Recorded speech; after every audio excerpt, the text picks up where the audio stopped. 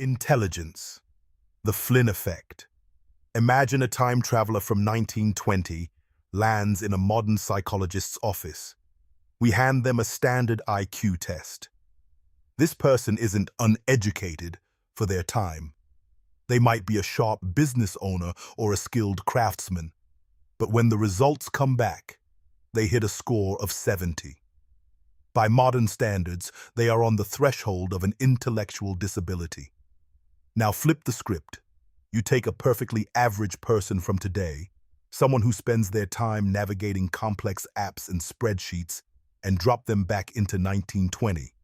That person would test as a literal genius, sitting in the 98th percentile. What happened? Did our DNA rewrite itself in 3 generations? No.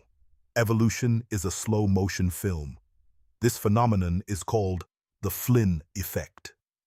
Since 1930, IQ scores have been rising at a staggering, consistent rate of 3 IQ points per decade.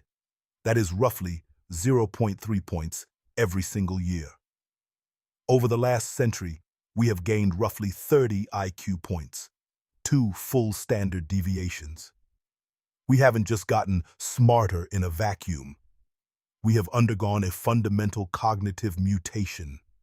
We have traded a world of concrete magic for a world of scientific abstraction. We have put on what Flynn called scientific spectacles, and they have changed how we solve every problem on this planet.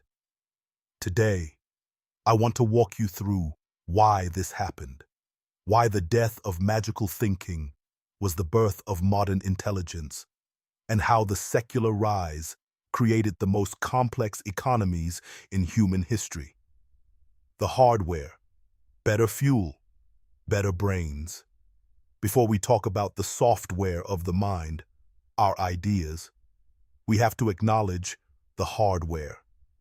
You can't run high-level code on a broken processor. The first driver of the Flynn effect is nutrition and health. Think of it like height. Humans are significantly taller today than in 1900, not because of tall genes, but because of better fuel. Prenatal care. We've optimized the environment in the womb, ensuring the brain starts with a full deck of cards. Micronutrients. The simple act of adding iodine to salt and removing lead from gasoline and paint probably did more for global IQ than 1,000 libraries. The pathogen tax. This is a big one. When a child's body is fighting off malaria, diarrhea, or parasites, it is burning metabolic energy. In a modern sanitized world, that energy is diverted from the immune system to the prefrontal cortex. But hardware is only half the story. The real explosion happened in how we use that hardware. The software, from concrete to abstract. James Flynn's most profound argument was that we don't necessarily have more brain power than our ancestors. We just use it differently.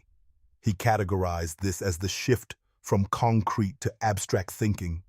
If you asked someone in 1900, what do a dog and a rabbit have in common? They would give you a functional answer. You use the dog to catch the rabbit. That is a truth based on experience and utility. It's concrete. If you ask a child today, they'll say, they are both mammals. This is an abstract answer. It relies on a scientific classification system that you cannot see, touch, or use to catch a rabbit. This is the Enlightenment's greatest gift, the taxonomy of reality. We stopped seeing the world as a collection of unique magical objects and started seeing it as a series of nested logical categories.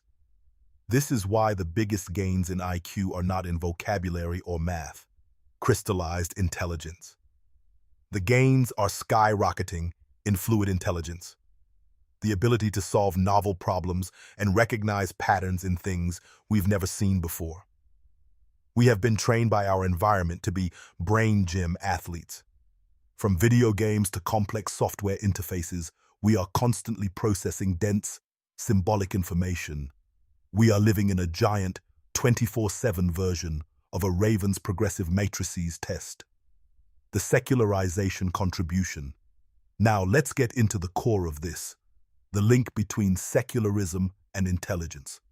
There is a documented, powerful correlation between the rise of reason-based culture and the rise in IQ. Why? Because magical thinking and traditional religion often rely on System 1 thinking. It's intuitive, fast, and based on gut feelings or tradition. We plant the crops on this day because it's a saint's day. It's a pre-packaged answer. Science and secularism demand System 2 thinking. This is slow, analytic, and rule-based. It requires you to understand cause and effect. When you remove the supernatural explanation for a storm, you are forced to develop hypothetico-deductive reasoning. You have to look at low pressure, moisture, and wind, abstract variables. Data from researchers like Zuckerman, 2013-2020, shows a consistent negative correlation between religiosity and IQ. But here's the kicker. It's mediated by analytic cognitive style. It's not that believing in God makes you dumber. It's that a culture that prioritizes scientific naturalism forces its citizens to practice cognitive decoupling. Cognitive decoupling is the ability to ignore your personal feelings or what you know to be true, to focus purely on the internal logic of a problem. This is exactly what IQ tests measure. When a modern person looks at a logic puzzle, they decouple the symbols from reality to find the rule. A traditional magical thinker struggles to do that because they want to find meaning or intent behind the pattern. The Flynn effect is, in many ways, the story of humanity learning to decouple. Economic complexity, the wealth of reason. Does this matter in the real world, or is it just ego-boosting for people who like puzzles? It matters for your wallet and your country's future. Look at the Economic Complexity Index, ECI. This doesn't just measure how much money a country has, GDP. It measures how sophisticated the knowledge is that goes into its exports. If you look at countries like Japan, Switzerland, South Korea, and Taiwan, they are at the top of the ECI. These nations have almost zero natural resources, no oil, no gold, limited land. Their wealth is 100% cognitive capital. These are some of the most secular, scientifically oriented societies on Earth. To design a 3-nanometer semiconductor, you need a population that can think in entirely abstract, rule-based systems. You need scientific spectacles. Compare this to resource-rich, highly traditional nations. They might have a high GDP because they sit on an ocean of oil, but their economic complexity is low. They aren't innovating. They are extracting. Traditional religious countries like Pakistan, Egypt, or Jordan, which have little oil, score very low on the ECI. Their exports remain concrete, textiles, agriculture, raw materials, rather than abstract, software, precision machinery. A landmark study by Damien Ruck in Science Advances found that secularization usually precedes economic growth, not the other way around. Secularization shifts the culture toward analytic thinking. Analytic thinking allows for the mastery of evolutionarily novel tasks like coding and precision engineering. Reason isn't just a philosophy, it's an economic engine. The conclusion. So where does this leave us? We are smarter than our ancestors in the way a calculator is smarter than an abacus. We can handle more abstraction, more complexity, and more logic.